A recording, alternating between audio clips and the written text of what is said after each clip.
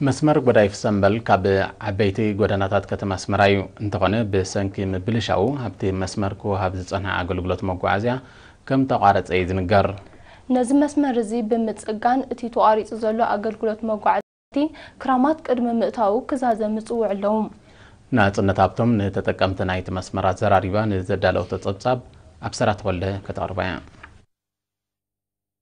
مسارتاو ጽገና ዝግበረሉ ዘሎ ጽርግያ ጎዳይፍ ሰንበል ቅድሚ ክራማት ተዛዚሙ አገልግሎት ክጅምር ነበርቲ ጎዳይፍ ጸውዖም ንሳቶም ነሪና ብዝሃቦ ሓበሬታ ምስ ምብልሻው ጽርግያ አገልግሎት መጓዓዝያ ስለ ዘቋረጸ ይጽገሙ ከም ዘለው በመምልካት እቲ ክጽገን ካብ ዝጅምር በተደጋጋሚ ዘቋረጽ ዘሎ መስመር ክቀላጠፍ ተላብዮም አቶ ኃይለ አባ ገርግሽን ወይዘሮ ሳዕዲያ ኪያረን መምሕዳር ዞባ ነቲ አዝዩ በመብልሻው ካብ አገልግሎት ወጻኢ ኮይኑ ጸንሐ ጽርግያ ንምጽጋን ዝወሰዶ ተበግሶ በመመስጋን እቲ ስራሕ ካብ ዝጅምር ልዕሊ ዓመትን መንፈቅን ከም ዝገበረ ጠቂሶም ከይተዛዘመ ክራማት ከይጅምርሞ ዳግማይ ከይቋርጽ ስጋቶም ገሊጾም ካብ 6 ወርሒ ክሓልፍ ዘይነበሮ ስራሕ ስጋብ ሕጂ ምጽንሑ ግን ናይ ባሓቂ እዚ ኣብ ዘሎ ነማሪ ቅሬታ ኣለዎ ሕጂ ከአንተ ሆነ ቀልጢፎም ክውድኡልና ተነባሪ እቲ ዝግልገሎ ዝነበረ ቁጽር 14 አውቶቡስ በዝተሓልፍ ነራ ሙሉ ህዝቢ ተሓጉሹ መስመር ተኸፊትሉ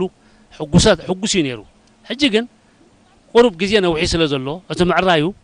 ናይ ባሓቂ ቀልጢፉ ቀረልና ሓንቲ ዘለና ሕጂ ግን ክራማት ካርኪቡ ቀልጢፉ ኩዳልና ካርታሚኡ ገሊኡ ምነ እንተ ሰራራሓ ግን ጽፉፊ አቶ አረፋይ ነገብረ እግዚአብሔርን ወይዘሮ ወይና አንደን በወገኖም መንግስቲ ክሳብ ትዝራሕ ገጠራት ጽርግያ በመስራሕ ጸገማት ህዝቢን መፍታሕ ዝገብሩ ዘሎ ጻዕሪ መርአያ ናይቲ ኣብ ዜጋታቱ ዘሎ ሓልየት ምዃኑ በመጥቃስ ዘጋጥሞም ዘሎ ጸገም መጓዓዝያ ንኽፍታሕ እቲ መስመር ብዝቀልጠፈ ክዛዘም ኣዝኻኺሮም ሕጂ ቁሩብ አንፈቱ አሙዛሙ ገጹ ይኸይድ ምህላው ይሕጉሰና እዩ ብእዋኑ ክውዳእ ዝግባእ ዘይምውድኡ ቁሩብ ህዝቢ ቅሬታ ኣለዎ እዚ ጽርግያ ዝኻብ ድቋረጽ መስመር ካብ ድቋረጽና 2 ዓመትን 6 ወርሕን ካብ ድጅመር ከዓ 1 ዓመት ጣዕሚ ተሸጊርና ሕማቂና ነርና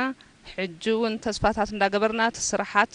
ንዖም ምልከት ሓደ ዕንቅፋታት ደጋጥሞም በሐቂ ነውሕና ይጽርግያ እዚ ሕጂውን ኣይተጋላገልና እንደለና በተስፋ ግን ንጽበዮ እቶም ወሃብ ትርኢቱ መወዳእታ መጀመር ናይ ስራሕን ጽፈቱን ከም ዝሕጎሶም በመሕባር ህዝቢ ተኸባቢ እቲ ስራሕ ንኽቀላጠፍ እጃሙ ከበርክት ድሉ ምዃኑ አረጋጊጾም